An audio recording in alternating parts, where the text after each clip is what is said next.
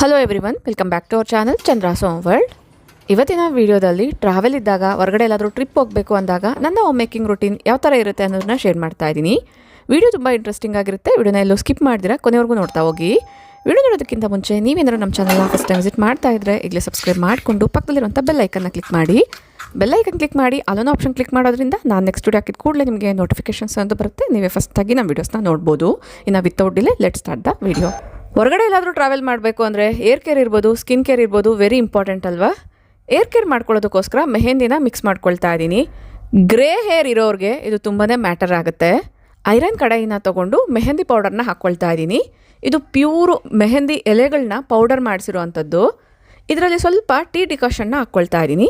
Usually ಮೊಸರೆಲ್ಲ use ಮಾಡಿ mix ಮಾಡ್ಕೊಳ್ಬೋದು. ಎಲ್ಲರೂ ಟ್ರಾವೆಲ್ ಮಾಡಬೇಕು ಅಂದಾಗ ಆ ಒಂದು ಮೊಸರು ವಾಸನೆ ಎಲ್ಲ ಕೂದಲಲ್ಲಿ ಬರಬಾರ್ದು ಅನ್ನೋದಾದರೆ ಈ ಥರ ಡಿಕಾಷನ್ಸ್ನ ಮಿಕ್ಸ್ ಮಾಡ್ಕೊಂಡ್ರೆ ಬೆಟರು. ಕಾಫಿ ಡಿಕಾಷನ್ ಇರ್ಬೋದು, ಟೀ ಡಿಕಾಷನ್ನು ಬೆಸ್ಟ್ ಅಂತಲೇ ಹೇಳ್ಬೋದು.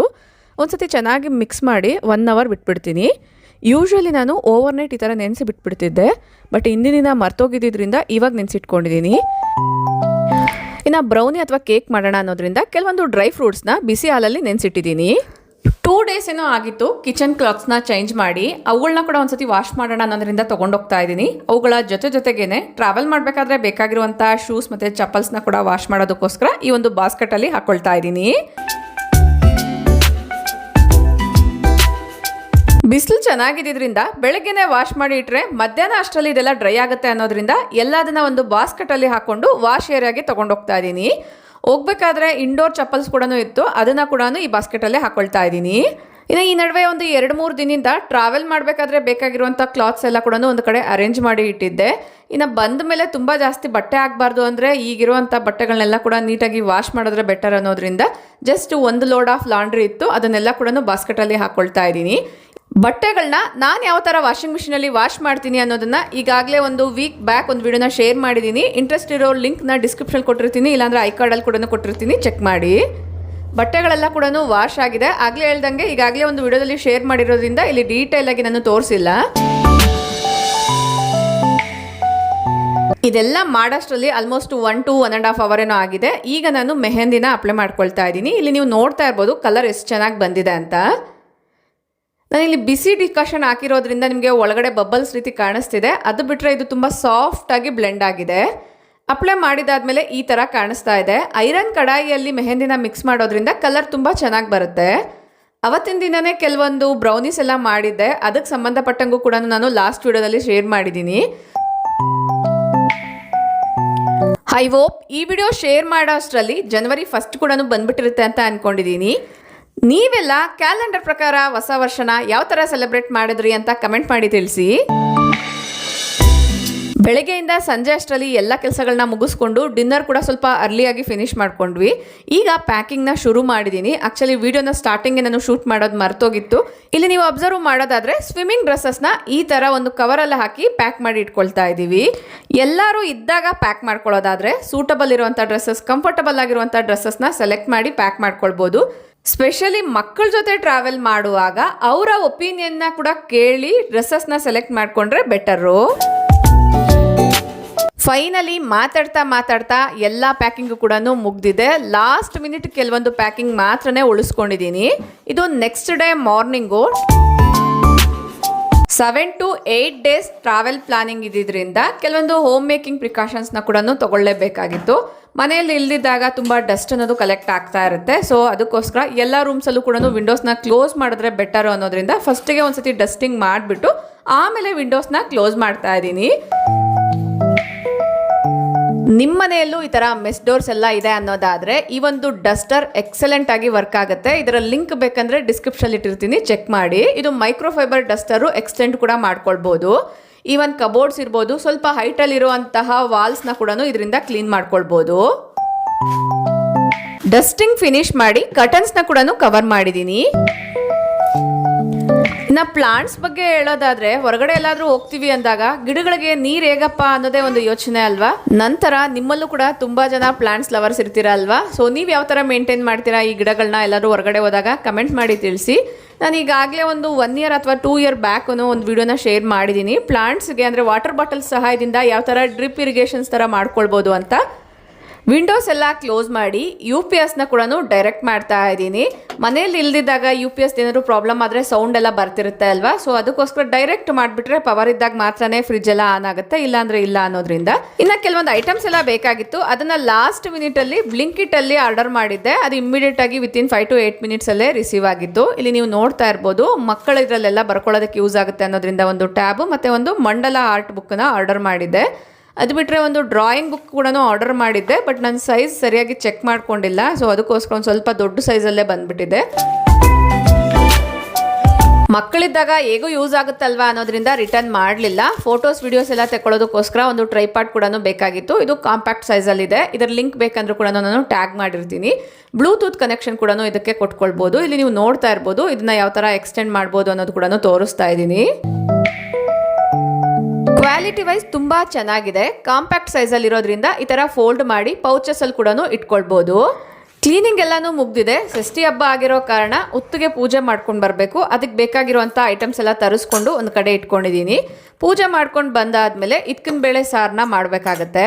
ಅದನ್ನೆಲ್ಲ ಕೂಡ ಶೂಟ್ ಮಾಡ್ಕೊಂಡ್ರೆ ವಿಡಿಯೋನು ಲೆಂತಿ ಆಗುತ್ತೆ. ಅಷ್ಟು ಟೈಮ್ ಕೂಡ ಇಲ್ಲದೆ ಇದ್ದಿದ್ದ ಕಾರಣ ಅದನ್ನೆಲ್ಲ ಕೂಡ ನಾನು ವಿಡಿಯೋದಲ್ಲಿ ಶೇರ್ ಮಾಡೋಕ್ಕಾಗಲಿಲ್ಲ. ಇಲ್ಲಿ ನೀವು ಅಬ್ಸರ್ವ್ ಮಾಡೋದಾದರೆ ಪೂಜಾ ರೂಮ್ ಎಲ್ಲ ಕೂಡ ಒಂದ್ಸತಿ ವೈಪ್ ಮಾಡ್ಕೊಳ್ತಾ ಇದ್ದೀನಿ. ಹೊರಗಡೆ ಪೂಜೆಗೆ ಹೋಗೋದಕ್ಕಿಂತ ಮುಂಚೆ ಮನೆಯಲ್ಲಿ ದೀಪನ ಹಚ್ಚಬೇಕು ಅಂತ ಹೇಳ್ತಾರೆ. ನಿಮ್ಮಲ್ಲಿ ಎಷ್ಟು ಜನ ಇದನ್ನ ಫಾಲೋ ಮಾಡ್ತೀರಾ ಕಮೆಂಟ್ ಮಾಡಿ ತಿಳಿಸಿ. ಬಾಗಿಲಿಗೆಲ್ಲ ಹೂವನ್ನ ಹಾಕೋಣ ಅನ್ನೋದ್ರಿಂದ ಸೊ ಸೇವಂತಿಗೆ ಹೂಗಳನ್ನ ತರಿಸ್ಕೊಂಡಿದ್ದೆ, ಅದನ್ನ ಕೂಡ ಕಟ್ ಮಾಡ್ಕೊಳ್ತಾ ಇದ್ದೀನಿ. ಈಗಂತೂ ಹೂಗಳು ತುಂಬಾ ಫ್ರೆಶ್ ಆಗಿರುವಂತ ಸಿಗುತ್ತೆ ಅಲ್ವಾ, ಹಾಕಿ 2-3 ದಿನ ಆದ್ರೂ ಕೂಡ ಹೂಗಳು ತುಂಬಾ ಫ್ರೆಶ್ ಆಗಿ ಕಾಣಿಸುತ್ತೆ. ಫೈನಲಿ ಪೂಜೆ ಎಲ್ಲನೂ ಮುಗ್ದಿದೆ. ತುಂಬಾ ಸಿಂಪಲ್ ಆಗಿ ಪೂಜೆನ ಮಾಡ್ಕೊಂಡಿದ್ದೆ.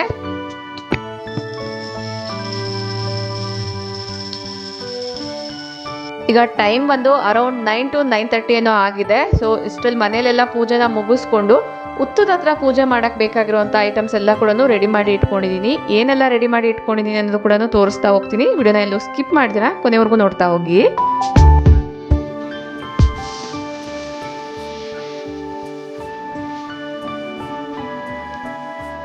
ಮನೆ ಹತ್ತಿರದಲ್ಲೇ ಉತ್ತ ಎಲ್ಲ ಇರೋದ್ರಿಂದ ಸೊ ಒಂದು ಪ್ಲೇಟಲ್ಲಿ ಪೂಜೆಗೆ ಬೇಕಾಗಿರುವಂಥದ್ದೆಲ್ಲ ಕೂಡ ಜೋಡಿಸ್ಕೊಂಡಿದ್ದೀನಿ. ಇನ್ನು ಒಂದು ಬಾಟಲಲ್ಲಿ ಮಿಲ್ಕ್, ಇನ್ನೊಂದು ಬಾಟಲಲ್ಲಿ ನೀರನ್ನ ಹಾಕಿ ಇಟ್ಕೊಂಡಿದ್ದೀನಿ. ಈ ಥರ ನೀರೆಲ್ಲ ಬಾಟಲಲ್ಲಿ ತಗೊಂಡೋಗ್ಬಾರ್ದು ಅಂತ ಇದಕ್ಕೆ ಸಂಬಂಧಪಟ್ಟಿರುವಂಥ ಶಾರ್ಟ್ ವಿಡಿಯೋನ ರಿಲೀಸ್ ಮಾಡಿದಾಗ ಒಬ್ಬರು ಕಮೆಂಟ್ ಮಾಡಿದ್ರು. ನೆಕ್ಸ್ಟ್ ಟೈಮ್ ನಾನು ಕೂಡ ಒಂದು ತಾಮ್ರ ಅಥವಾ ಹಿತ್ತಾಳೆ ಚೊಂಬಲ್ಲಿ ನೀರನ್ನ ತುಂಬಿಸ್ಕೊಳ್ತೀನಿ. ಜಸ್ಟ್ 500 ಮೀಟರ್ ವಾಕಬಲ್ ಡಿಸ್ಟೆನ್ಸ್ ಅಲ್ಲೇ ಇದ್ದಿದ್ರಿಂದ ಈ ಥರ ಪ್ಲೇಟ್ಸ್ ಅಲ್ಲೇ ಪೂಜೆಗೆ ಬೇಕಾಗಿರೋ ಐಟಮ್ಸ್ ಎಲ್ಲ ಕೂಡ ತೊಗೊಂಡು ಬಂದಿದ್ದೆ. ಈಗ ಸಿಂಪಲ್ ಆಗಿ ಪೂಜೆನ ಮಾಡ್ತಾ ಇದ್ದೀನಿ. ಒಬ್ಬೊಬ್ರು ಒಂದೊಂದು ರೀತಿಯಲ್ಲಿ ಮಾಡ್ತಾರೆ, ಒಬ್ಬೊಬ್ರು ಒಂದೊಂದು ಟೈಮಲ್ಲೂ ಕೂಡ ಈ ನಾಗರಕಲ್ ಪೂಜೆನ ಮಾಡ್ತಾ ಇರ್ತಾರೆ. ನೀವು ಯಾವ ಟೈಮಲ್ಲಿ ನಾಗರಕಲ್ಗೆ ಪೂಜೆ ಮಾಡ್ತೀರಾ ಕಮೆಂಟ್ ಮಾಡಿ ತಿಳಿಸಿ. ನಾವು ಈ ಟೈಮಲ್ಲಿ ನಾಗರಿಗೆ ಪೂಜೆ ಮಾಡ್ತೀವಿ ಅನ್ನೋ ಒಂದು ಅಪ್ಡೇಟ್ ಕೊಡೋಣ ಅನ್ನೋದ್ರಿಂದ ಕೆಲವೊಂದು ಕ್ಲಿಪ್ಪಿಂಗ್ಸ್ನ ಮಾತ್ರನೇ ಶೂಟ್ ಮಾಡ್ಕೊಂಡಿದ್ದೆ. ಫೈನಲಿ ಕ್ಲೀನಿಂಗ್, ಪೂಜೆ, ತಿಂಡಿ, ಊಟ, ಲಾಸ್ಟ್ ಮಿನಿಟ್ ಪ್ಯಾಕಿಂಗ್ ಎಲ್ಲ ಕೂಡ ಮುಗಿಸ್ಕೊಂಡು ಏರ್ಪೋರ್ಟ್ಗೆ ಹೊರಟಿದ್ದೀವಿ.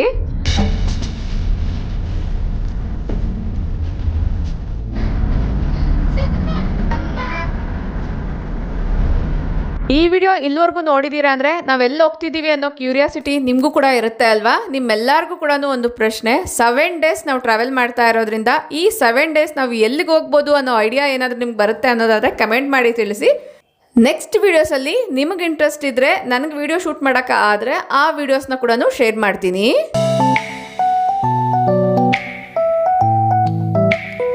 ಫೈನಲಿ ಆಲ್ಮೋಸ್ಟ್ ಏರ್ಪೋರ್ಟ್ಗೆ ರೀಚ್ ಆಗಿದ್ದೀವಿ. ಸ್ಟ್ಯಾಚ್ಯೂ ನೋಡ್ತಾ ಇದ್ರೇ ನಿಮ್ಗೆ ಗೊತ್ತಾಗಿರುತ್ತೆ ಯಾವ ಏರ್ಪೋರ್ಟ್ಗೆ ಹೋಗಿದ್ದೀವಿ ಅಂತ. ನಮ್ಮ Bengaluru international airport.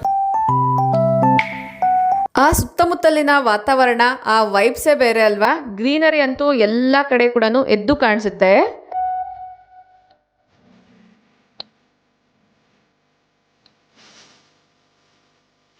Almost 1 to 1.5 hour ಅರ್ಲಿಯಾಗೆ ರೀಚ್ ಆಗಿದ್ವಿ. ಏರ್ಪೋರ್ಟಲ್ಲಿ ನಿಮ್ಮೆಲ್ಲರಿಗೂ ಗೊತ್ತೇ ಇರೋಂಗೆ ಕೆಲವೊಂದು ಪ್ರೋಸೆಸ್ ಎಲ್ಲ ಇರುತ್ತೆ ಅಲ್ವಾ, ಅದೆಲ್ಲ ಫಿನಿಶ್ ಆಗೋಕ್ಕೆ ಸ್ವಲ್ಪ ಎಕ್ಸ್ಟ್ರಾ ಟೈಮೇ ಬೇಕಾಗುತ್ತೆ. ಸ್ವಲ್ಪ ಅರ್ಲಿಯಾಗಿ ರೀಚ್ ಆದರೆ ಬೆಟರ್ ಅನ್ನೋದ್ರಿಂದ 1.5 hour ಏನೋ ಅರ್ಲಿಯಾಗೆ ರೀಚ್ ಆಗಿದ್ದೀವಿ. ಟಿಕೆಟ್ಸ್ ಬುಕ್ ಮಾಡಬೇಕಾದ್ರೇ ವೆಬ್ ಚೆಕಿಂಗ್ ಎಲ್ಲ ಆಗಿದ್ದರಿಂದ ಡೈರೆಕ್ಟಾಗಿ ಬ್ಯಾಗೇಜ್ ಕೌಂಟರ್ಸ್ಗೆ ಹೊರಟಿದ್ದೀವಿ. ಏರ್ಪೋರ್ಟ್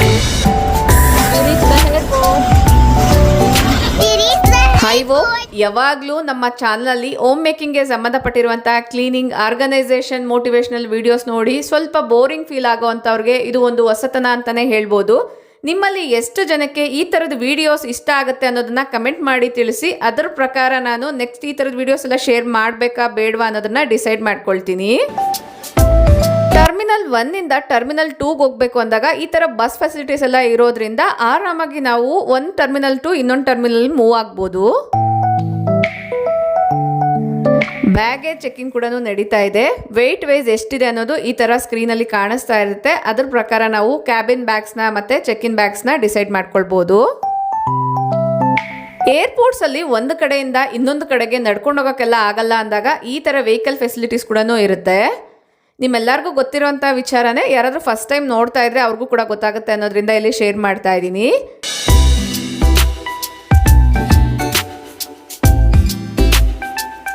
ಪ್ರತಿ ಸಲನೂ ಏರ್ಪೋರ್ಟಲ್ಲಿರುವಂಥ ವಾಶ್ರೂಮ್ಸಲ್ಲಿ ಮಕ್ಕಳು ತುಂಬ ಎಕ್ಸೈಟ್ಮೆಂಟ್ ಆಗಿ ಫೀಲ್ ಆಗುವಂಥದ್ದು ಇಲ್ಲಿ ನೀವು ನೋಡ್ತಾ ಇರ್ಬೋದು. ಶೂ ಕ್ಲೀನ್ ಮಾಡೋವಂತಹ ಮಿಷಿನ್ನು. ಈ ಥರ ನಾವು ಕಾಲಿಟ್ಕೊಂಡ್ರೆ ಒಂದು ವೇಳೆ ಏನಾದರೂ ಶೂಸಲ್ಲಿ ಕೆಳಗಡೆ ಎಲ್ಲ ಮಣ್ಣೆಲ್ಲ ಜಾಸ್ತಿ ಸೇರ್ಕೊಂಡಿದೆ ಅಂದಾಗ ತುಂಬ ನೀಟಾಗಿ ಕ್ಲೀನ್ ಆಗುತ್ತೆ. ಎಲ್ಲ ಚೆಕ್-ಇನ್ಸು ಮುಗಿಸ್ಕೊಂಡು ಬಸ್ಸಲ್ಲಿ ಫ್ಲೈಟ್ ಹತ್ರ ಹೊರಟಿದ್ದೀವಿ. ನಾವು ಹೋಗಿದ್ದಂಥದ್ದು ತುಂಬ ಚಿಕ್ಕದಾಗಿರುವಂಥ ಒಂದು ಫ್ಲೈಟಲ್ಲಿ. ನಿಮ್ಮ ಗೆಸ್ ಪ್ರಕಾರ ನಾವು ಯಾವ ಪ್ಲೇಸ್ಗೆ ಹೊರಟಿರ್ಬೋದು ಕಮೆಂಟ್ ಮಾಡಿ ತಿಳಿಸಿ. ಕಮಿಂಗ್ ವಿಡಿಯೋಸಲ್ಲಿ ನಾನು ಅದು ಕರೆಕ್ಟಾ ಇಲ್ವಾ ಅನ್ನೋದು ಕಮೆಂಟ್ ಸಮೇತ ನಾನು ಮೆನ್ಷನ್ ಮಾಡ್ತೀನಿ. ಇನ್ನು ಕೆಲವು ಇಂಟ್ಸ್ ಕೊಡ್ತೀನಿ. ನಾವು ಹೋಗಿದ್ದಂತಹ ಜರ್ನಿ ಫ್ಲೈಟ್ ಜರ್ನಿ ಆದರೂ ಕೂಡ ಬ್ಯಾಂಗ್ಳೂರ್ ಟು ಆ ಒಂದು ಪ್ಲೇಸ್ಗೆ ರೀಚ್ ಆಗೋದಕ್ಕೋಸ್ಕರ 1 to 1.5 hour ಟೈಮ್ ಸಾಕಾಗುತ್ತೆ. ಅದಲ್ಲದೆ ಸಂಕ್ರಾಂತಿಗೆ ತುಂಬ ಸ್ಪೆಷಲ್ ಆಗಿರುವಂಥ ಪ್ಲೇಸ್ ಅಂತಲೇ ಹೇಳ್ಬೋದು. ಐ ಹೋಪ್ ಈ ಒಂದು ಸಂಕ್ರಾಂತಿ ಅಂದ್ರೇ ಯಾವ ಕಡೆ ಜಾಸ್ತಿ ಸೆಲೆಬ್ರೇಟ್ ಮಾಡ್ತಾರೆ ಅಂತ ನಿಮ್ಗೆ ಗೊತ್ತೇ ಇರುತ್ತೆ ಅಂತ ಅಂದ್ಕೊಂಡಿದ್ದೀನಿ. ಇಲ್ಲಿ ನೀವು ನೋಡ್ತಾ ಇರ್ಬೋದು ಒಂದು ಫ್ಲೈಟ್ ಮೂವ್ ಕೂಡ ಆಗ್ತಾ ಇದೆ, ಅದನ್ನು ಕೂಡ ತೋರಿಸ್ತಾ ಇದ್ದೀನಿ.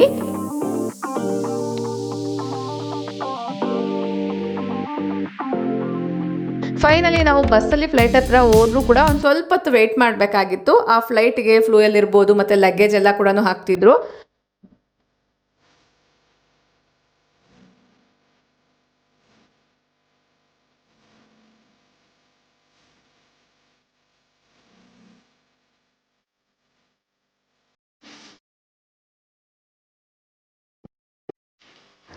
ಐ ಹೋಪ್ ಈ ವಿಡಿಯೋ ನಿಮ್ಮೆಲ್ಲರಿಗೂ ಇಷ್ಟ ಆಗಿದೆ, ಇಂಟ್ರೆಸ್ಟಿಂಗ್ ಆಗಿದೆ ಅಂತ ಅಂದ್ಕೊಳ್ತೀನಿ. ಈ ವಿಡಿಯೋ ಇಷ್ಟ ಆದರೆ ಈಗ ಒಂದು ಲೈಕ್ ಮಾಡಿ, ನಿಮ್ಮ ಫ್ರೆಂಡ್ಸ್ ಆ್ಯಂಡ್ ಫ್ಯಾಮಿಲಿ ಜೊತೆಗೂ ಶೇರ್ ಮಾಡಿ. ನಿಮ್ಮ ಅನಿಸಿಕೆ ಅಭಿಪ್ರಾಯಗಳನ್ನ ಕಮೆಂಟಲ್ಲಿ ತಿಳಿಸಿ.